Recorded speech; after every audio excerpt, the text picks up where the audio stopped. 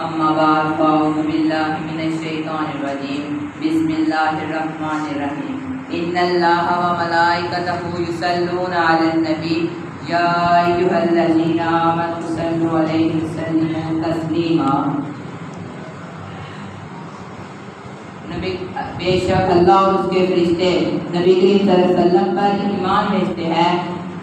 اے ایمان والو تم بھی اللہ اور اس کے رسول پر درود و سلام بھیجا کرو۔ حاضرین محفل، آج مجھے جس موضوع پر لب کشائی کرنے کا موقع ملا ہے اس کا عنوان ہے سیرت النبی صلی اللہ علیہ وآلہ وسلم۔ جیسا کہ آپ سب کو معلوم ہے یہ ربیع الاول کا مہینہ ہے۔ اس مہینے میں ہمارے آقا حضرت محمد صلی اللہ علیہ وآلہ وسلم تشریف لائے۔ حاضرین محفل، اس ہستی کی آمد ہوئی جس کی خاطر یہ ساری کائنات بنائی گئی، یہ عرش و فرش سجائے گئے، یہ دنیا سجائی گئی۔ حقیقت تو یہ ہے اگر ہمارے پیارے نبی حضرت محمد صلی اللہ علیہ وآلہ وسلم اس دنیا میں جلوہ گر نہ ہوتے تو کچھ بھی نہ ہوتا، نہ آسمان ہوتا، نہ زمین ہوتی، نہ عرش ہوتا، نہ فرش ہوتا، نہ انسان ہوتے، نہ حیوان ہوتے۔ کیا کسی نے خوب لکھا ہے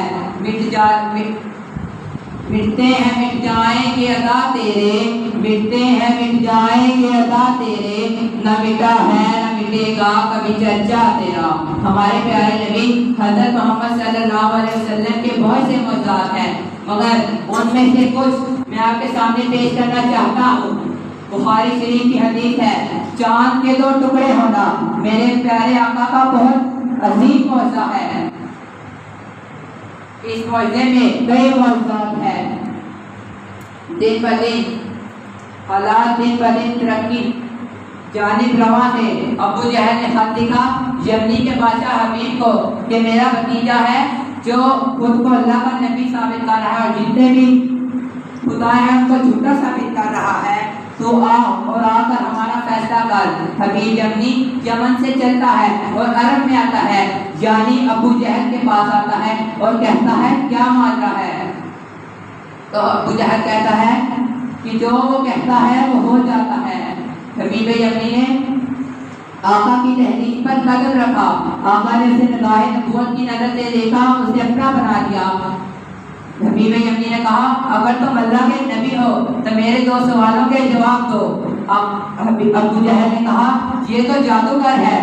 تو حبیب یمنی نے کہا اگر یہ جادوگر ہے تو اس کا جادو زمین پر تو چل سکتا ہے مگر آسمان پر نہیں چل سکتا۔ حبیب یمنی نے کہا تم میرے دو سوالوں کے جواب دے دو تو میں کلمہ پڑھ لوں گا۔ میرے آقا نے کہا تمہارے دو سوال کون سے ہیں؟ تو اس نے کہا پہلے ایک پھر دوسرا۔ اس نے کہا چاند کے دو ٹکڑے کر دے۔ میرے آقا نے کہا کب؟ کہا جب 14ویں کا چاند طلوع ہو رہا ہو تب۔ میرے آقا آئے، انہوں نے کوہ صفا کی پہاڑی پر کھڑے ہوئے کہا اے حبیب کیا چاہتے ہو؟ کہا حضور چاند کے دو ٹکڑے کر دے۔ میرے آقا نے چاند کی طرف انگلی اٹھائی، یہ وہی چاند ہے جب حلیمہ کے آنگن میں حبیب کا جوڑا جلتا تو چاند بھی رقص کرنے لگتا۔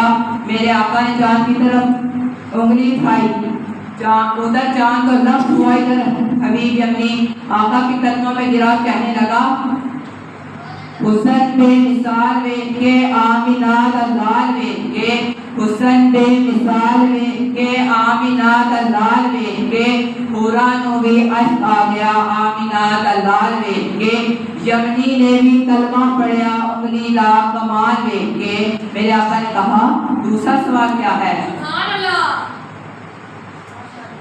آقا اب کہتے ہوئے شرم آتی ہے۔ میرے آقا نے سینے سے لگایا، کہا تیرا دوسرا سوال کیا ہے؟ آقا اب جرأت نہیں۔ میرے آقا نے کہا فرمایا اگر میں بتا دوں تو کیا کرے گا؟ کہا ایمان اور پختہ ہو جائے گا۔ میرے آقا نے فرمایا تیری ایک بیٹی ہے، تو ملک کا بادشاہ ہے، تو نے بڑے بڑے طبیبوں کو بلایا مگر سب نے لا علاج قرار دیا۔ اللہ نے اسے آنکھیں تو دی ہیں لیکن وہ دیکھ نہیں سکتی، پاؤں تو دیے ہیں لیکن وہ چل نہیں سکتی، ہاتھ تو دیے ہیں لیکن وہ ہلا نہیں سکتی۔ میرے آقا نے کہا اے حبیب یمنی تو مکہ میں نہ ٹھہر، واپس یمن چلا جاؤ۔ حبیب یمنی جا کر دروازے پر دستک دیتا ہے، اندر سے آواز آتی ہے کون؟ کہا حبیب یمنی ہوں جو بیٹی بول نہیں سکتی تھی۔ کہا بابا میں آ رہی ہوں۔ سینے سے لگایا اور کہا بیٹا یہ کیسے ہوا؟ بابا 14ویں رات کا چاند تھا، کیا سہانی رات تھی، فرشتوں کی بارات تھی۔ بابا چاند اور ضبط ہوا، پھر وہ مست ہوا، جھومتا ہی جھومتا شاید وہ کسی کو چومتا، آ گیا وہ گھر میرے، ٹہر گیا وہ سر میرے۔ بیٹی کیا تھا؟ کہا وہ نور تھا۔ بابا نور ہی نور تھا، گھر میرا نور تھا، چاند میں جو نور تھا اس میں کوئی ضرور تھا۔ ارے بابا یمنی سب حیران تھے، پھر چہرے سب پریشان تھے۔ ارے بیٹی تو نے دیکھا تو تھا چاند میں جو نور تھا اس میں کون تھا؟ کہا